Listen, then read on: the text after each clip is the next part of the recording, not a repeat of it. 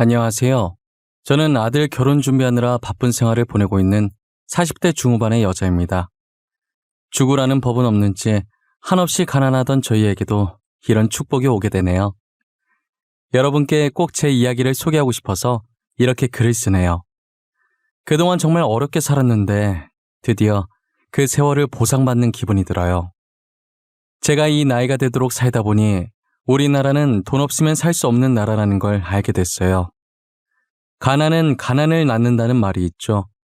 그 말처럼 남편도 저도 가난한 집안에서 태어나 제대로 된 교육을 받아보지 못하고 일찍 학교를 그만두고 남들보다 빨리 사회생활에 뛰어들었어요. 일을 해도 여전히 가난했고 여전히 무시받는 인생을 살았습니다. 그래도 저희는 둘만 있으면 무서울 것 없이 행복했어요. 순정아, 비록 우리가 가진 건 없지만 어떤 순간에도 절대 기죽지 말고 당당하게 살자. 자신감 하나면 뭐든 할 수 있어. 두려워하지 말자. 난 오빠만 있으면 돼. 절대 키 안 죽어. 악착같이 돈 모아서 보란듯이 살 거야. 가난해도 잘 살 수 있다는 걸 보여줄 거야. 저희는 자신감이 무기라며 어떤 순간에도 자신감을 잃지 않으려고 노력했어요. 늘 긍정적인 남편과 제가 처음 만난 곳은 어느 의류 공장이었어요. 그땐 둘 다 학교를 때려치고 일을 한 거라 미성년자였어요. 당시 저희를 받아주는 곳이 공장밖에 없었고 공장에서도 성인인 척 보이려고 어른들이 입을 법한 옷을 입고 다니고 그랬었어요. 다른 공장도 그런지는 모르겠지만 저희 공장은 관리자가 굉장히 난폭했어요. 굳이 화 안 내도 되는 일에도 화를 내며 저희에게 스트레스를 푸는 것 같았어요. 남편과 저는 둘 다 같은 처지라 공장 주인이 난폭하게 굴 때마다 서로에게 의지하며 위로해주는 사이가 되었습니다. 2년 동안 함께 붙어서 일하는 시간이 많아지다가 정이 들어버려서 결혼까지 하게 된 거죠. 공장 사람들은 처음 저희가 공장에 들어왔을 때 성인이 아니라는 걸 진작에 눈치를 채고 있었는데 가엾고 불쌍해서 쉬쉬해줬더라고요. 당연히 윗사람들도 알았지만 당장 공장에 일할 사람이 없으니 모르는 척 눈 감아주고 저희를 뽑은 것이었어요. 그런데 저희가 서로 결혼하겠다고 말하자 직원들은 수군대기 바빴어요. 어린 것들이 발랑 까져가지고 분명히 임신해서 결혼했을 거야. 하라는 일은 안 하고 그런 짓거리를. 에휴. 얌전하게 생긴 것들이 왜 그랬대? 여기 사람은 생긴 걸로 판단하면 안 돼. 얌전한 고양이가 부뚜막에 먼저 올라간다는 말도 몰라. 안 그렇게 생긴 애들이 할 건 다 하고 다닌다니까. 말세야 말세. 어느 순간부터 공장에선 저희에 대한 안 좋은 소문이 돌고 있더라고요. 헛소문이 늘 그렇듯 사실도 아닌 이야기들이 눈덩이처럼 부풀려져서 걷잡을 수가 없었어요. 어차피 사실이 아니니 저희가 무시하면 괜찮을 줄 알았어요. 괜히 저희가 아니라고 부정해봤자 저희 말에도 사리부터 전달될 거고 그러면 이를 더 키우는 꼴만 될 것 같아서 어떠한 말도 하지 않고 가만히 일만 했어요. 하지만 소문은 잠잠해질 기미가 보이지 않았습니다. 그들은 저희가 가만히 있으면 언제까지 가만히 있나 볼 심산인지 계속해서 거짓 뉴스들을 퍼나르기 시작했어요. 결국에 그들의 시선을 견디지 못해 오랫동안 몸을 담궜던 공장을 나와야 했죠. 무작정 나오긴 했지만 그래도 저희는 그동안 공장에 일하면서 모아둔 돈이 있었기에 당분간 먹고 살기엔 아무런 지장이 없었어요. 그렇다고 저희가 가만히 있는 사람이 아니니 얼른 일자리를 구해서 나갔어요. 여보, 나 건별로 주는 아르바이트긴 하지만 피자 가게에서 배달일 하기로 했어. 진짜야? 정말 잘 됐다. 나도 방금 식당에서 연락 왔는데 내일부터 출근하래. 공장에서 일할 때보단 벌이가 적지만 그래도 열심히 하자. 이 돈도 못 벌어서 굶는 사람들 있는데 감사하다 생각하고 해야지. 그래야지. 당신 오토바이 탈 때는 항상 조심하고, 알겠지? 알겠네요. 걱정하지 마. 조심, 또 조심할게. 저희는 다행히 아르바이트를 금방 구했고 저는 식당 일을 했고 남편은 배달 일을 시작했어요. 1년 정도 일했을 때 제가 임신을 하게 된 거예요. 남편은 임신했다는 말에 저보고 쉬라고 했지만 제가 쉬면 생활비가 확 줄어서 만삭 때까지 일하겠다고 고집을 부렸어요. 제 고집을 꺾을 수 없었던 남편은 할 수 없이 그렇게 하라고 하더라고요. 그래도 식당 사장님이 되게 좋으신 분이라 만삭인 몸으로 일해도 힘들지 않았어요. 출산 코앞에 두고 몸조리 할 때까지만 일을 쉬겠다고 하기엔 염치가 없어서 아예 그만두려고 하니 사장님은 출산하고 오라고 제 자리는 비워두시겠다고 하시더라고요. 저는 사장님의 배려로 잠시 일을 쉬고 아들을 낳았어요. 이제 2사람이 아닌 3사람이 되어 아들에게도 들어갈 돈이 있기에 몸조리 끝나자마자 더 열심히 일을 했어요. 아들이 어느 정도 커서 말도 쫑알쫑알 잘할 때쯤 오토바이 사고 뉴스가 많이 보이더라고요. 그런 뉴스를 볼 때면 자연스럽게 오토바이 타고 일하는 남편이 떠올랐고 항상 걱정됐어요. 제가 걱정할 때마다 남편은 괜찮다고 저를 안심시켰어요. 10년 뒤에도 변함없이 남편을 걱정했고 남편은 제게 웃어 보였죠. 당신 알지? 늘 오토바이 조심? 매일 들어서 귀에 딱지 않겠어. 항상 조심해서 타고 있으니까 걱정하지 마. 나 배달 무사고 10년 차야. 왜 이래? 당신도 무거운 거 들다가 허리 다치지 말고 조심해. 나야 뭐 힘든 일 사장님이 다 하셔서 괜찮아. 여튼 오토바이 항상 조심해. 알겠지? 알겠네요. 갔다 올게. 당신도 잘 갔다 오고. 저는 그게 남편의 마지막 출근일 줄은 꿈에도 몰랐어요. 만약 남편의 마지막 출근일 줄 알았다면 가지 말라고 말렸을 거예요. 그날 출근하는 남편을 보내고 저도 식당으로 출근을 했어요. 손님이 가고 난 자리를 닦으면서 빗소리가 들리길래 창밖을 바라봤어요. 그날따라 비가 억수같이 쏟아졌고 오토바이 타고 다닐 남편이 생각나더라고요. 조금 불안했지만 조심한다는 남편의 말을 믿고 힘내서 일했습니다. 설마 사고가 날까 싶었던 거죠. 그러다 시간을 봤는데 저녁 6시더라고요. 저는 아직도 그날의 기억이 어제 일처럼 선명하게 기억나요. 당시 남편은 휴대전화가 있었는데 저는 휴대전화를 들고 있지 않았어요. 항상 필요한 게 있으면 남편은 저희 가게로 전화를 했었어요. 그날 손님이 많아서 제가 음식을 나르느라 가게에 온 전화를 사장님께서 받으셨어요. 전화를 받던 사장님은 사색이 되더니 급히 저를 찾더라고요. 제가 반찬을 놓다가 쳐다보니 다급하게 손짓을 하시는 거예요. 영문도 모르고 사장님 쪽으로 다가갔더니 사장님이 들고 있던 수화기를 제게 내미셨어요. 빨리 전화를 받아봐야 할 것 같다면서요. 사장님 표정을 보니 불안한 마음이 덮쳐왔습니다. 김순정 씨 맞으신가요? 여기 땡땡병원인데요. 지금 남편분께서 오토바이 사고 나서 많이 다치셨어요. 보호자분이 빨리 와주셔서 수술 동의서를 좀 써주셔야 해요. 10년 동안 무사고라고 자신만만해하던 남편의 얼굴이 떠오르면서 평생 함께할 내 남편이 죽을까봐 너무 무서웠습니다. 사장님도 가게 걱정하지 말고 가보라면서 덜덜 떨고 있는 제 손에 택시비를 고이 쥐어주셨죠. 저는 믿기지가 않아서 멍한 상태로 택시를 탔고 기사님께 병원에 빨리 가달라는 말만 반복했어요. 응급실에 도착하니 사람이 무척이나 많았고 입구 쪽에 간호사 여러 붙어있는 침대가 보였습니다. 제발 저 침대에 누워있는 게 남편이 아니길 기대했는데 남자의 얼굴을 확인하니 남편이었어요. 간호사는 남편 몸에 조그마한 기계를 여기저기 붙이고 있더군요. 그 순간 심장이 멎고 말았고 삐 거리는 소리가 제 귀를 찔렀습니다.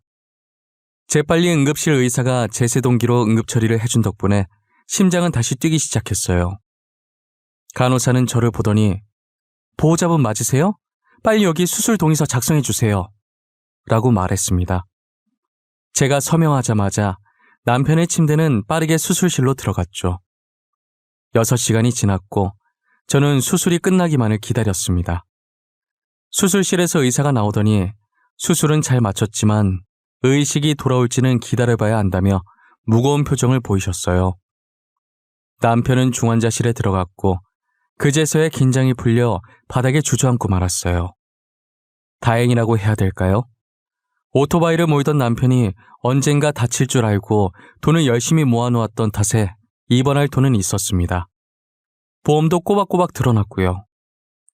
먹고 입는 걸 아껴서 월급의 대부분을 저축해 놓길 다행이다 싶었습니다. 원래는 집 사려고 모아둔 돈이었는데 이렇게 쓸 줄은 몰랐지만 그래도 다행이었죠. 수술비를 결제하고 돌아오니 남편 중환자실 앞에 누가 찾아왔더라고요. 처음 보는 남자였는데 잔뜩 화가 난 표정으로 의식 없는 남편에게 욕을 퍼붓고 있었습니다. 저는 영문도 모른 채 그 남자에게 누구냐고 물었어요. 이병식 씨가 일하고 있던 피자 가게 점장이요. 아니, 오토바이를 어떻게 몰았길래 사고가 나요? 지금 배달 못해서 가게의 피해가 얼마인지는 알아요? 오토바이도 다 박살났더만. 아, 죄송합니다. 빗길에 미끄러져서 사고가 났다고 하던데. 이건 저희 남편도 어떻게 할 수 없는 일이지 않습니까? 남편이 지금 위중한 상태라 수술도 오랜 시간 했고. 아니, 지가 목숨이 위험하면 다야? 내가 피해보는 건 어쩔 건데? 비가 와도 조심조심 신속하게 운전할 수 있는 거 아니야? 아주 돈에 미쳐서 빨리 배달하려다 사고 내놓고 가게에 피해만 주고. 우리 가게 오토바이는 또 어떡하냐고? 천천히 신속하게가 어떻게 됩니까? 그게 가능하시면 점장님께서 하시지 그러셨어요. 뭐예요? 방금 뭐라고 그랬어요?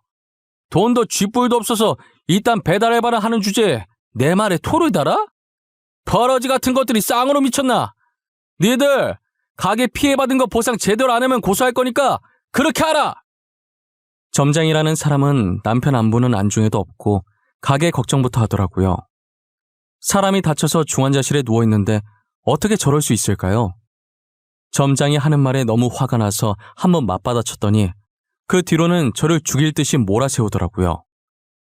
돈 없는 게 죄라고 저는 더 이상 아무 말도 할 수 없었고 죄인처럼 고개를 숙인 채로 구급대원에게 건네받은 남편의 휴대전화만 매만지고 있었어요. 제가 아무 말도 못하자 기세등등해져서는 삿대질하면서 소리 지르고 난리도 아니더라고요. 당신 남편 때문에 배달 주문한 사람이 1시간 넘게 기다렸는데 안 왔다면서 다시는 여기 안 시킨다고 화를 냅디다. 우리 가게 이미지 나빠진 건 어떻게 책임질 겁니까? 그쪽이 배상 똑바로 해줄 때까지 여기서 한 발자국도 안 나갈 거니까 그렇게 알아요. 저는 일단 병원에 민폐 주기 싫어서 음식값과 오토바이 수리비를 배상하고 점장을 돌려보냈어요. 점장이 간 뒤로 조용해진 복도에 혼자 남겨지니 한숨밖에 안 나오더라고요. 지금 제 신세가 너무나도 처량했고 그동안 저런 점장 밑에서 일했을 남편이 딱했어요. 저는 누워있는 남편의 손을 한번 잡아본 뒤 중환자실을 다시 나왔어요. 그리고 복도에 있는 의자에 앉아 남편의 휴대전화를 열어서 확인해봤어요. 사진첩에 들어가 보니 자신 사진은 하나도 없었고 저와 아들 사진만 가득하더라고요. 눈물이 나려는 걸 꾹 참으며 사진들을 보고 있었어요. 그렇게 사진을 계속 넘겨보다 영상 하나가 나오는 거예요. 재생 버튼을 눌러봤더니 남편에게 윽박지르는 점장의 목소리였습니다. 방금 배상하라고 난동 부리던 그 남자의 얼굴도 보였죠. 남편은 그동안 자신이 당했던 수모들을 전부 녹화하고 있었어요. 영상을 옆으로 넘기니 한두 개가 아니었어요. 늘 웃음을 잃지 않았던 남편인지라 이런 수모를 당하고 있었을 줄은 몰랐어요. 여보, 내가 당신 대신 꼭 복수해줄게. 그 인간 밖에 못 돌아다니게 만들어줄게. 영상을 본 순간부터 눈물이 멈추지 않았고 물수건을 들고 와 남편 몸을 닦아주면서 언젠간 그 점장한테 복수를 하리라 마음먹었어요. 저는 언제까지나 이렇게 가만히 손 놓고 모아둔 돈을 계속 쓸 수가 없어서 다시 식당 일을 했어요. 왜 벌써 나왔어? 며칠 더 쉬어도 되는데. 아니에요. 제가 어디 쉴 형편인가요? 이제 남편도 저렇게 됐는데 저라도 일을 해야죠. 그래야 병원비 내고 아들도 키우고 하죠. 사장님은 왜 벌써 왔냐고 더 쉬어도 된다고 하셨지만 저는 쉴 형편이 아니었어요. 그래도 사장님이 여자분이라 저를 이해해 주시고 잘 챙겨주셔서 힘들지 않았어요. 가끔 부업으로 인형 눈 붙이기도 하고 예전처럼 돈 되는 일이라면 다 했던 것 같아요. 그렇게 바쁜 하루하루를 보내니 금방 한 달이 지나갔고 식당에서 월급을 받는 날이 돌아온 거예요. 집으로 돌아와 받은 월급을 확인해 보니 평소 받던 월급보다 3배 많이 들어있더라고요. 저는 사장님이 잘못 넣으신 건가 싶어서 다음날 출근할 때 돈을 그대로 다시 들고 갔어요. 사장님, 어제 월급을 받았는데 사장님께서 잘못 주신 것 같아서요. 잘못 준 거 아닌데 순정 씨 월급 맞아. 얼마 안 되는 돈이긴 한데 남편 병원비에 보태. 사장님, 제가 어떻게 이 돈을 받아요? 일 열심히 하는 직원한테 사장이 주는 보너스라고 생각해. 이것밖에 못 해줘서 너무 미안해. 혹시라도 도움 필요하면 언제든지 말하고. 사장님은 평소에도 일 잘하고 성실하다며 저를 많이 아끼셨어요. 10년 넘게 일하면서 아파도 아픈 내색 안 하고 하루도 쉰 적이 없었거든요. 제가 계속 고마워하자 그렇게 고마우면 앞으로도 계속 자기랑 같이 일해달라고 부탁하셨어요. 저는 그 부탁이면 100번이고 들어줄 수 있다고 죽는 그날까지 사장님과 같이 일하겠다고 했어요. 그러다 한 번은 사장님께서 저를 따로 부르시는 거예요. 제게 할 말이 있다면서 부르시더니 다른 일자리를 추천해 주시더라고요. 순정 씨, 식당 일 말고 다른 일 안 해볼래? 여기보다 월급도 많고 하는 일도 별로 없어. 뭐 하는 곳이길래 하는 일도 없는데 여기보다 월급이 많아요? 우리 남편이 회사를 하나 운영하고 있거든. 그런데 비서 자리 하나가 빈다고 하더라고. 가서 딱히 할 일은 없고 그냥 남편 스케줄 체크해주고 오전에 커피 한 잔만 타주면 돼. 저는 비서 일을 해본 적이 없는데 제가 잘할 수 있을까요? 그럼 원래 남편이 혼자서 스케줄 다 챙겼었는데 회사가 커지다 보니까 이제 혼자 하는 건 힘든가 보더라고. 진짜 간단한 일이야. 편하게 돈 벌 수 있는 기회라니까. 사장님 감사합니다. 꼭 연락드려서 해볼게요. 마땅히 하는 일도 없이 월급이 식당 일했던 것보다 많다는데 굳이 마다할 이유가 없었어요. 저는 그렇게 사장님의 남편 회사에서 일을 하기 시작했어요. 지금 다니는 회사 대표님도 부부 아니랄까봐 식당 사장님처럼 다정하시고 저를 잘 챙겨주시더라고요. 순정 씨, 첫 출근인데 힘들진 않았어요? 아직은 뭐가 뭔지 잘 모르겠죠? 걱정해 주셔서 감사해요. 제가 빨리 배워서 회사에 도움이 되어야 될 텐데. 직원분들도 다 착하셔서 적응 빨리 할 수 있을 것 같아요. 다행이네요. 안 그래도 저희 집사람이 순정 씨 걱정 많이 하더라고요.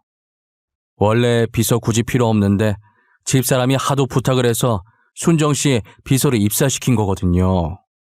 아, 사장님이요? 그러셨구나. 전혀 몰랐어요.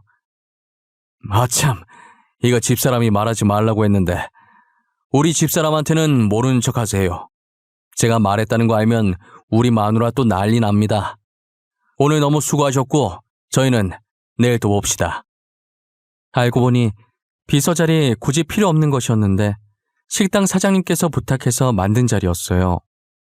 저를 신경 써주신 식당 사장님도 사장님 부탁 흔쾌히 들어주신 대표님도 너무 감사했어요.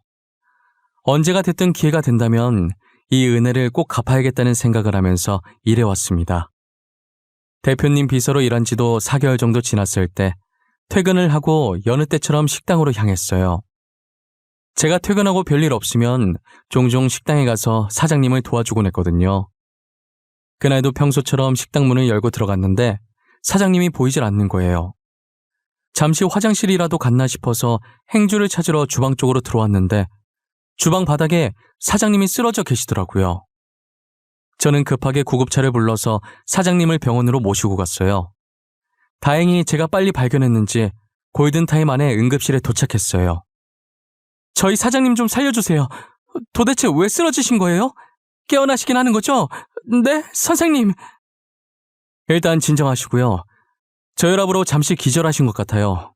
그래도 빨리 발견하셔서 다행이에요. 조금이라도 늦게 발견했으면 진짜 큰일 날 뻔했어요. 생명의 은인이세요. 사장님이 갑자기 쓰러지신 건 기립성 저혈압 때문이었고 제가 조금만 늦게 발견했으면 심장에 무리가 가서 사망했을 수도 있다고 하셨어요. 뒤늦게 제 전화를 받고 온 대표님은 저를 보자마자 고맙다고 연신 고개를 숙였어요. 너무 고마워요, 순정씨. 순정씨 없었으면 진짜 어쩔 뻔했어요. 우리 아내가 한 번씩 어지럽다고 한 걸 내가 귀담아 들었어야 했는데 너무 안일했네요, 제가. 아니에요. 그래도 제가 가게 들릴 때라서 사장님이 운이 좋으셨어요. 그동안 두 분이 제게 얼마나 잘해주셨는데요. 저도 도움이 되어드리고 싶었는데 이렇게 될 줄은 몰랐네요. 오히려 제가 두 분께 은혜를 갚는 거예요. 저는 정말 바라는 거 없어요. 순정 씨, 그래도 이건 그냥 넘어갈 수가 없어요. 언제든 저희가 은혜를 꼭 갚을 수 있게 해주세요. 저는 괜히 민망해서 머리만 긁고 있다가 이제야 주변을 둘러봤는데 정말 공교롭게 사장님이 온 병원이 알고 보니 저희 남편이 있는 병원인 거예요. 그래서 기왕 온 김에 남편 병실에도 잠시 들리게 됐어요. 여전히 남편은 잠을 자듯 평온한 표정으로 누워있더라고요. 남편 몸을 물수건으로 닦아주려고 다가가는데 손가락이 살짝 떨리는 걸 봤고 급하게 간호사를 부르러 뛰쳐나갔어요. 간호사를 데리고 오니 남편이 서서히 눈을 뜨더라고요. 의사는 남편 눈에 불빛을 비춰보며 확인을 하더니 의식이 돌아온 것 같다고 하셨죠. 쓰러진 지 8개월 만에 남편이 의식을 되찾았습니다. 다행이에요. 의식이 돌아왔고 수치도 모두 정상입니다. 다만 오래 누워있어서 욕창이랑 몸이 조금 굳어 있으실 거예요. 이건 재활치료하면 금방 괜찮아지니 크게 걱정하지 않으셔도 되고요. 재활치료는 얼마나 걸릴까요? 제가 이 정도 걸린다고 확답을 드릴 수는 없지만 오래 걸리진 않을 거예요. 얼마 지나지 않으면 예전처럼 일상생활도 가능하실 거고요. 감사합니다. 정말 감사합니다. 비록 남편이 바로 일어나서 일상생활을 할 수는 없었지만 살아있는 것만으로도 너무 감사했어요. 저는 일을 다니면서 남편 병간호를 했고 남편도 재활치료를 열심히 받았어요. 남편이랑 같이 있으면서 그동안 못다한 이야기를 했어요. 나 당신이 이대로 떠날까봐 얼마나 걱정했는 줄 알아? 미안해. 나도 조심한다고 했는데 비가 너무 많이 와서 오토바이 바퀴가 미끌리고 말았어. 그래도 이렇게 깨어나줘서 고마워. 그리고 당신 점장이라는 사람 진짜 못됐더라. 당신 아파서 누워있는데 찾아와서 음식값이랑 오토바이 배상하라더라. 나는 기대도 안 했어. 원래도 그런 사람이라. 나 진짜 돈 열심히 벌 거야. 돈 벌어서 내가 그 점장놈 당신 대신 복수해 줄 거야. 나는 계속 당신 고생만 시키네. 진짜 너무 미안해. 남편은 고생만 시켜서 미안하다면서 눈물을 보였어요. 그런 남편의 등을 토닥거리며 괜찮다고 다시 일어날 생각만 하라고 다독였어요. 이제 남편도 깨어났겠다. 복수의 칼날만 갈며 전보다 더 열심히 일을 했어요. 하루라도 빨리 그 피자 가게 점장한테 복수해주고 싶었거든요. 제가 눈에 도끼를 품고 일을 하니 사장님이 궁금했었나 봐요. 한 번은 제게 왜 이렇게까지 돈을 벌려고 하냐고 물어보시더라고요. 순정 씨 이제 남편도 깨어났는데 왜 이렇게까지 돈을 벌려고 하는 거야? 복수해줄 사람이 있어요. 저 돈 많이 벌어서 짓밟아줘야 할 사람이 있어요. 무슨 일이 있었길래 착해 빠진 순정 씨가 이렇게 바짝 약이 올라 있을까? 사실 저희 남편 사고 났을 때 남편이 일하던 피자 가게 점장이 찾아왔었거든요. 그런데 남편 안부 묻기는커녕 가게 손해 입었다고 피자 값이랑 오토바이 값 배상하라고 하더라고요. 뭐? 무슨 그런 몰상식한 사람이 다 있어. 하도 땡깡 부리길래 배상해줬죠. 그런데 생각하면 할수록 너무 괘씸한 거예요. 얼마나 직원들을 못살게 굴었던지 남편 휴대전화에도 증거 영상들이 많더라고요. 저는 사장님께 그동안 남편이 점장에게 당했던 수모를 말하면서 남편 휴대전화에 있던 영상들을 보여줬어요. 괘씸해서 참을 수가 없어요. 돈 왕창 벌어서 복수해주고 싶어요. 그런 일이 있었는데 왜 나한테 말을 안 했어? 진작에 말을 하지. 내가 도와줄게. 순정 씨는 아무것도 할 것 없고 이 영상만 나한테 보내주기만 해. 당시엔 사장님께서 무슨 뜻으로 말한 건지 몰랐다가 며칠 뒤에 그 말의 뜻을 알게 되었습니다. 사장님은 SNS에 땡땡 지점 피자 가게의 갑질이라며 남편이 모아뒀던 영상을 전부 올려버리셨어요. 저는 가난해서 휴대전화조차 없었고 그러니 당연하게 SNS 자체를 할 줄 몰랐죠. 하지만 사장님은 저와 달리 컴퓨터도 정말 능숙하게 잘하셔서 금세 영상을 편집해서 올려주셨어요. SNS 하나만 가지고도 그 점장이 갑질한 것을 많은 사람들이 볼 수 있도록 했더라고요. 영상은 순식간에 여러 커뮤니티에 퍼지게 되었고 해당 지점 고객센터에 문의가 빗발하면서 결국 그 지점은 폐업을 하게 되었어요. 하지만 그 피자 가게는 전국 각지에 전부 있는 체인점이라서 그 사람은 일개 점장에 불과했기 때문에 죄 없는 다른 지점까지 피해를 입게 된 거예요. 피자 본점에서는 저희의 폭로로 인해 매출에 상당한 영향을 미쳤고 이에 대해 저희를 상대로 억대 소송을 제기했어요. 대표님은 억대 소송을 당했다는 걸 알고 본인 회사에 소속된 변호사를 제게 소개해 주셨어요. 순정 씨, 피자 본점에서 억대 소송 걸었다면서요? 진짜 웃기네. 방귀 낀 놈이 성낸 나더니 자기가 직원 관리 못 해놓고 누구한테 덮어 씌우려고. 제가 주변에 물어보니까 소송은 돈 많은 사람들이 무조건 이긴다고 하더라고요. 변호사 선임비도 어마무시하게 들 텐데 걱정이에요. 그런 걱정은 하지 마세요. 저희 회사에 소속된 변호사가 있으니까요. 저희 직원 위험에 처했는데 저희가 나서줘야 하지 않겠어요? 그렇게 변호사와 함께 그 지점의 갑질을 증거로 상소했고 상소심에서 잘못이 없다는 것을 인정받아 억대 소송은 다행히 기각되었어요. 저는 억대 소송이 일단락되고 더 이상 그 피자 가게와 엮이고 싶지 않아 아예 신경을 끄고 있었어요. 나중에 사장님께 들은 얘기인데 다른 지점의 피자점까지 갑질이 터지면서 해당 피자 매장에 사람들이 불매운동을 하기 시작해 가게가 망했다고 하더라고요. 본사고 지점들이고 애초에 그런 사람들만 뭉쳐있다가 망했다는 생각에 통쾌했어요. 지나가다가 우연이라도 그 피자점 사람들이랑은 마주치고 싶지 않았어요. 저 일도 벌써 2년 전 이야기고 지금은 아무것도 신경 쓰지 않고 아들만 잘 키우자는 생각으로 살고 있어요. 남편도 재활치료 끝내고 퇴원해서 지금은 대표님 기사로 일하고 있어요. 저나 남편이나 항상 저희를 신경 써주신 게 감사해서 평생 두 분을 보좌하기로 했어요. 이제 저희 아들이 곧 고등학생이 되는데 사장님 부부도 고등학생 외동딸이 있더라고요. 저희 아들보다 1살 많았는데 사장님 부부는 저희 아들을 사윗감으로 미리 점 찍어 두셨었나 봐요. 둘이 결혼했으면 좋겠다고 아들을 소개해달라고 하시더라고요. 순정씨, 우리 딸 알지? 전에 봤지 않나? 순정씨 아들도 우리 딸 봤을 텐데 전에 둘이 같은 날에 우리 식당으로 하교한 날 있잖아. 아, 네네. 기억났어요. 아니, 나는 순정씨 아들이 참 마음에 들더라고.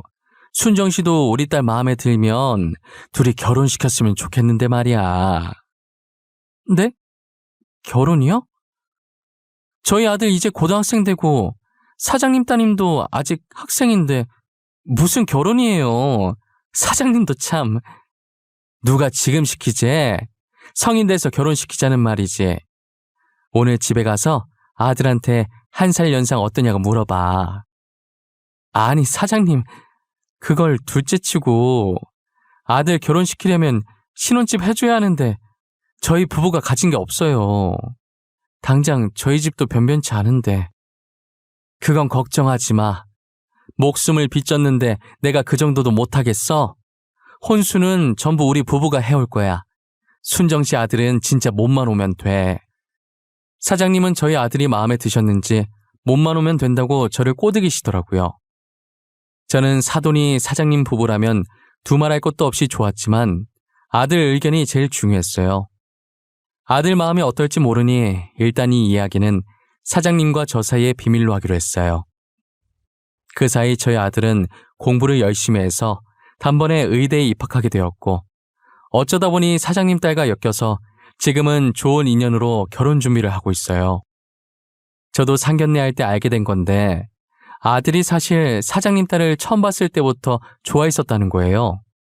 그런데 숫기가 없어서 마음을 제대로 표현하지 못했었다고 하더라고요. 반면 사장님 딸도 저희 아들을 마음에 들어했고 저희 아들과는 반대로 뭐든 적극적으로 하는 성격이라 사장님 딸이 먼저 대시를 했다고 들었어요. 만나게 될 인연은 다 만나게 된다고 고등학생 이후로 마주친 적 없다가 꽈팅을 통해서 다시 만나게 됐대요.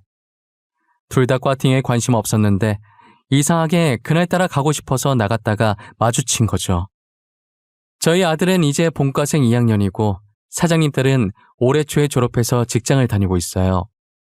아직 저희 아들이 학생이라 결혼은 이른 것 같았는데 어차피 둘이 결혼시킬 거 아니냐고 나중에 하나 지금 하나 똑같다길래 이번 연도 끝나기 전에 결혼식을 추진하기로 했어요. 요즘은 아들 결혼 준비하면서 정말 행복한 하루하루를 보내고 있어요. 이미 지난 날은 다 잊고 앞으로 있을 행복한 일들만 생각하고 살려고요. 과거에 계속 살아봤자 스트레스 받기밖에 더 하겠어요. 부디 저희 아들만큼은 저희 같은 일 겪지 않고 행복하게 살았으면 좋겠네요.